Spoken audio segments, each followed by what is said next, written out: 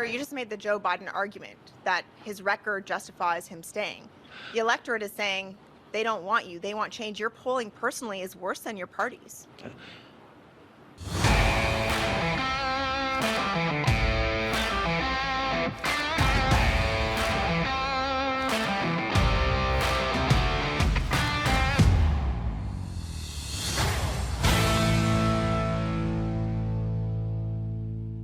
Trudeau took a break from the Liberal cabinet elite to speak to the common folk today in Halifax, where his gaslighting was next level.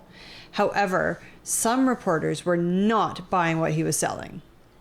Let's take a look. Over the summer, we saw inflation return to normal, and now interest rates are coming down. Our books are the envy of the developed world. Within the G7, Canada has the lowest deficit and the lowest net government debt. And in terms of foreign investment, we are top 3 in the world and number 1 per capita in the G20. Time out. Time out. Would I be correct in assuming that all of those stats are doctored in one way or another? Oh, yeah. You know, it's a sad thing for Canadians, but it's true. So, again, when he says we have the lowest net government debt.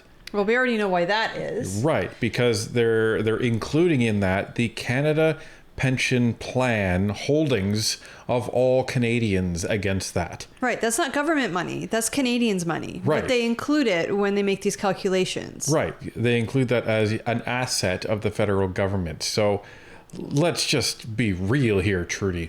And, you know, don't take our word for it that the Canadian economy is in shambles and is having a real big problem right now.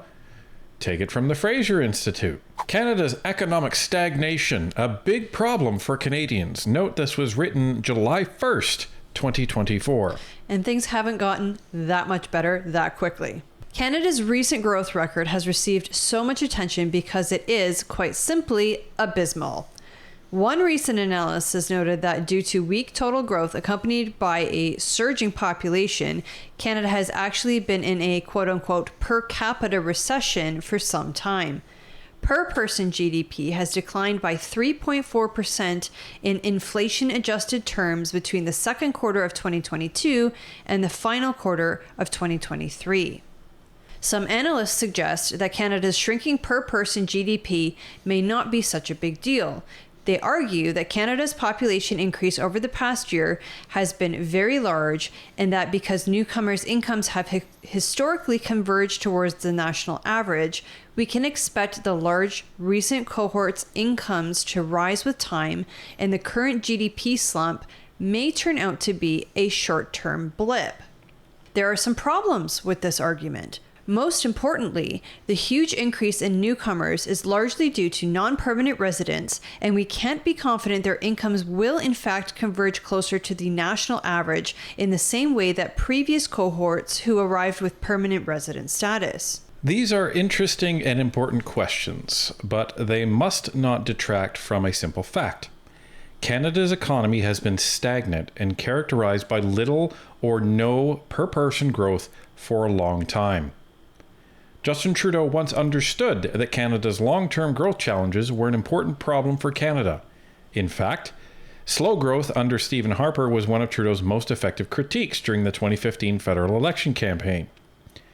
Trudeau blasted Harper as having, quote, the worst record of any prime minister on economic growth since R.B. Bennett in the depths of the Great Recession, end quote.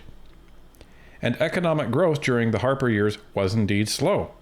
The Harper government suffered through the 2008-09 global financial crisis and subsequent weak recovery, particularly in Ontario with its hobbled manufacturing industry. Per-person annual economic growth when Harper was Prime Minister was much lower than his predecessors, just 0.5% annually adjusted for inflation.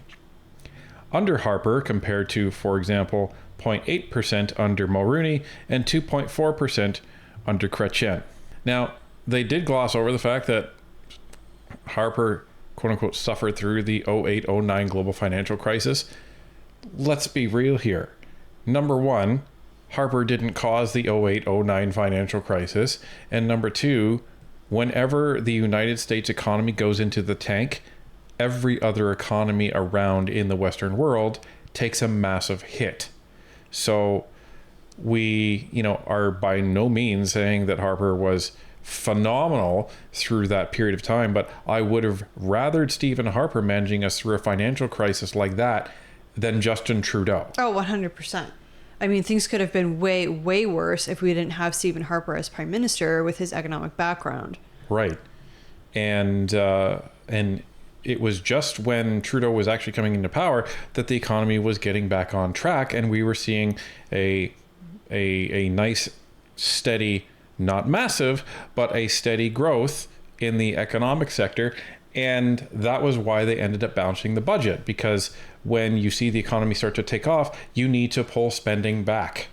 Right. And you just know that Trudeau is blaming this whole mess that's been happening the last 9 years on the global pandemic.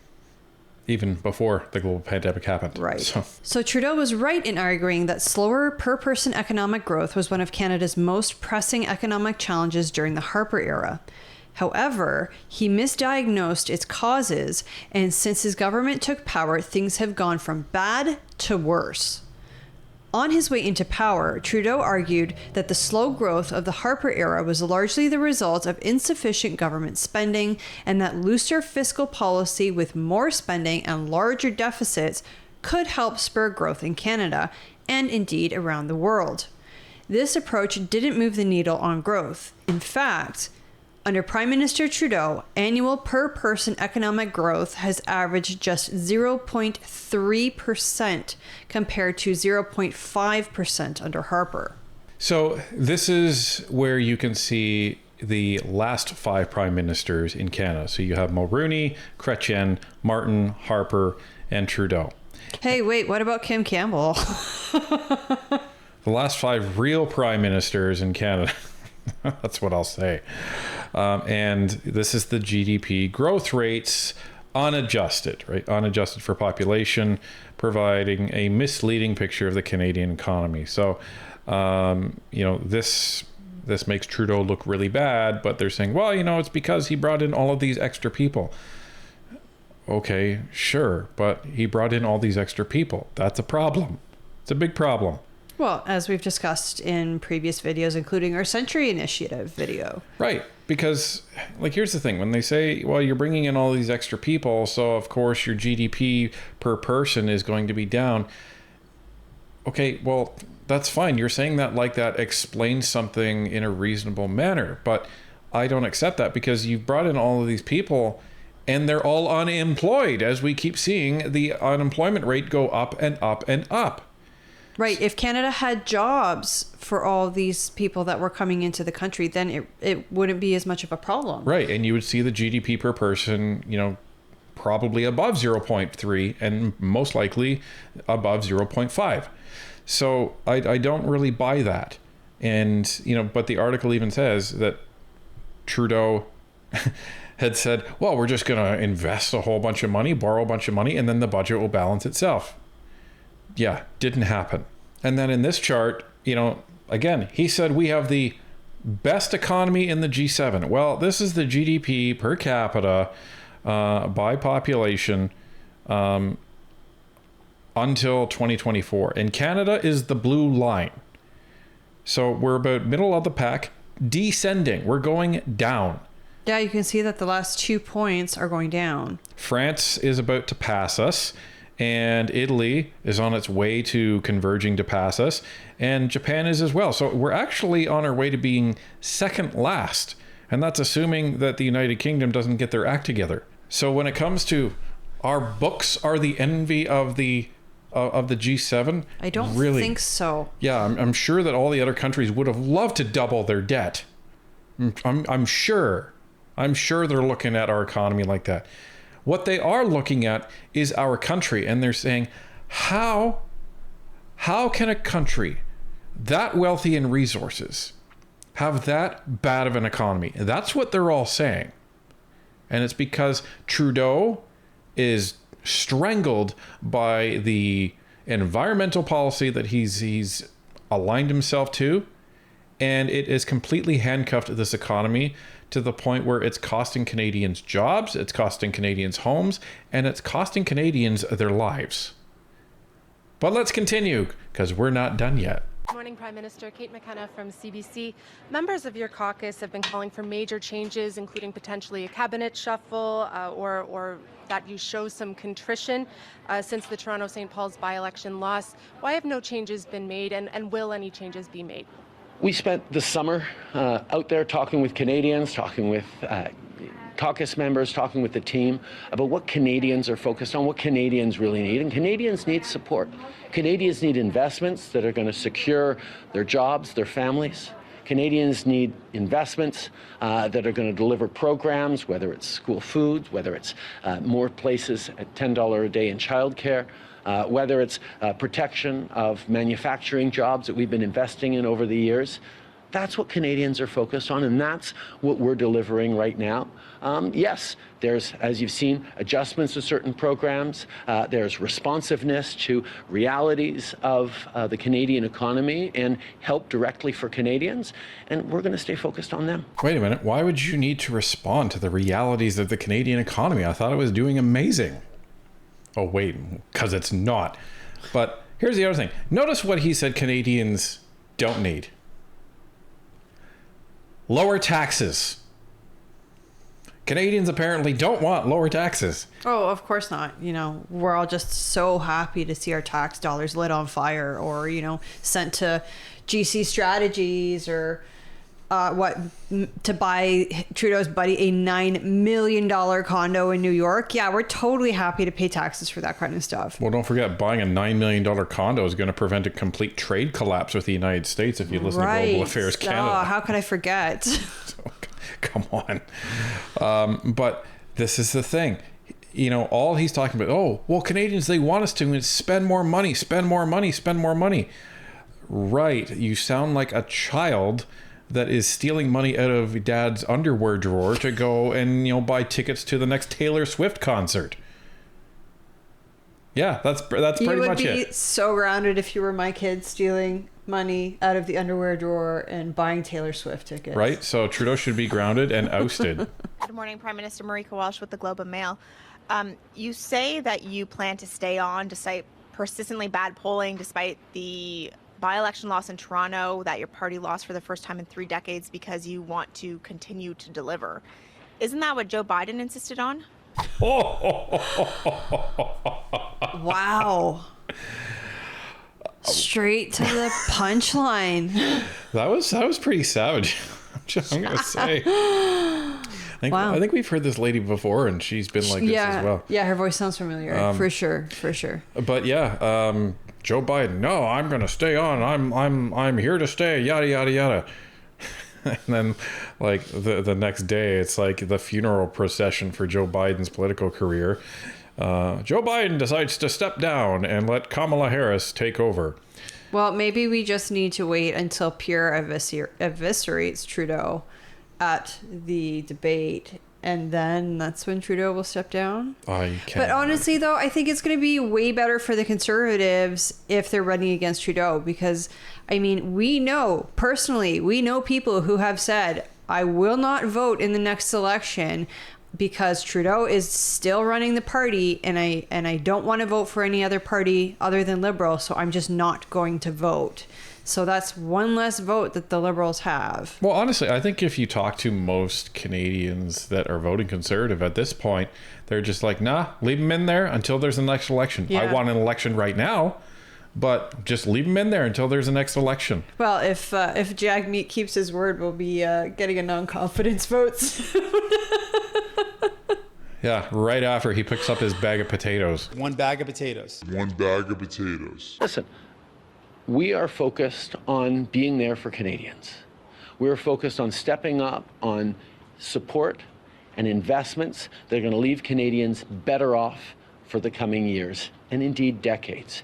Canada has built one of the strongest economies in the G7, in the world right now, because we've been there to invest in the middle class and people working hard to join it. We've been delivering on programs that have made a real difference in Canadians' lives. And right now, as people are facing challenges, we are setting the best balance sheet in the G7 to work for Canadians, with $10 a day childcare spaces that allow families to go back to work, that allow people confidence that their kids are going to be well supported on their way into years of schooling. School food programs, dental programs that make a real difference in the daily lives of Canadians. These are things that actually meet the needs of the challenges Canadians are facing right now. And that's what we're focused on delivering right now and into the coming years. But sir, you just made the Joe Biden argument that his record justifies him staying. The electorate is saying they don't want you. They want change. Your polling personally is worse than your party's. I spent the summer. I love it. Facts don't care about your feelings. Yeah, it's almost like the Mercedes Stevenson line. Canadians don't like you. And the funny thing is this might as well be Mercedes, and it might as well be December of 2023, because nothing has changed. And that means that the Liberals have bottomed out. That's it. This is all you get. Yeah, I don't think they've hit rock bottom yet. I think they will hit rock bottom after they are defeated with Trudeau at the helm during the next election. But they're pretty darn close. Well, here's the thing. If the CBC dares to air the Prime Minister debates, then Canadians are going to be afforded the opportunity to see Trudeau versus Pierre, and they're going to see Trudeau get absolutely destroyed in a debate.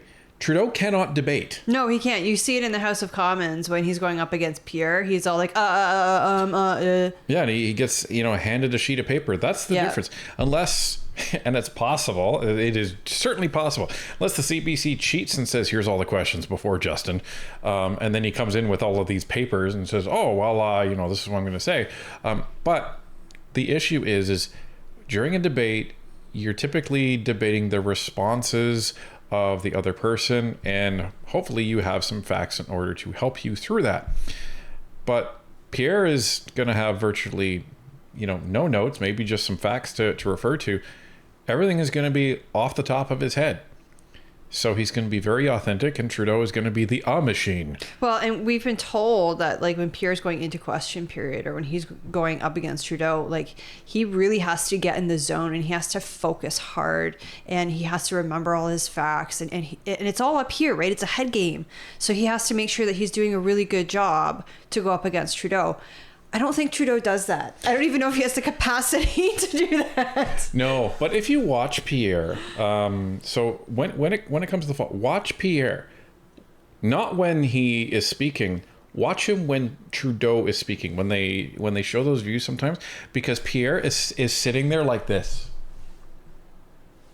Like, he's just sitting there smiling and staring at Trudeau. Yeah, that was one very interesting thing that we saw in the House of Commons when we got to go watch Question Period live. Now, we went on a Monday, so Pierre was only there for a short period of time.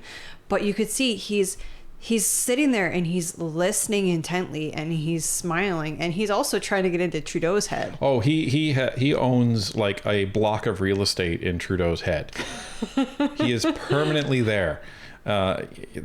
Because you can tell as question period goes further and further and further, Trudeau gets more and more and more rattled.